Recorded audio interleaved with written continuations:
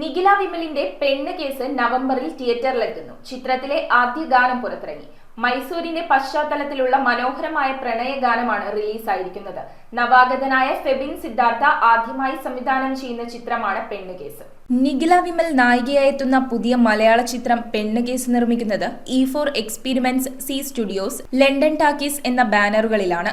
ചിത്രത്തിൽ ഹക്കീം ഷാജഹാൻ, അജു വർഗീസ്, രമേശ് പിഷാരടി എന്നിവരും പ്രധാന കഥാപാത്രങ്ങളായി എത്തുന്നു. കാതൽ നദിയെ എന്നു തുടങ്ങുന്ന മനോഹരമായ ഈ പ്രണയഗാനം ആലപിച്ചിരിക്കുന്നത് സഞ്ജിത് ഹെഗ്ഡെയും ഇസയും ചേർന്നാണ്. പാർവതീഷ് പ്രദീപ് സംഗീതം നൽകിയിരിക്കുന്ന ഗാനത്തിന്റെ വരികൾ ചിട്ടപ്പെടുത്തിയിരിക്കുന്നത് ഗണേഷ് മലയത്താണ്. പൊന്നുമണിയാണ് തമിഴ് വരികൾ എഴുതിയിരിക്കുന്നത്. 2025 നവംബറിൽ തിയേറ്ററിലെത്തുന്ന ചിത്രത്തിന്റെ തിരക്കഥ ഒരുക്കിയിരിക്കുന്നത് രശ്മി രാധാകൃഷ്ണനും ഫെബിൻ സിദ്ധാർത്ഥും ചേർന്നാണ്. News desk metro 7. Perumbavoor Rayamangalam Koottumadam Sree Balasubramanya സ്വാമിയുടെ സ്കന്ദഷഷ്ഠി വ്രതം ഒക്ടോബർ 27 തിങ്കളാഴ്ച ആചരിക്കുന്നു. ഷഷ്ഠി പൂജയും അഭീഷ്ടസിദ്ധിക്കായി പഞ്ചാമൃത അഭിഷേകവും മുൻകൂട്ടി ബുക്ക് ചെയ്യാവുന്നതാണ്.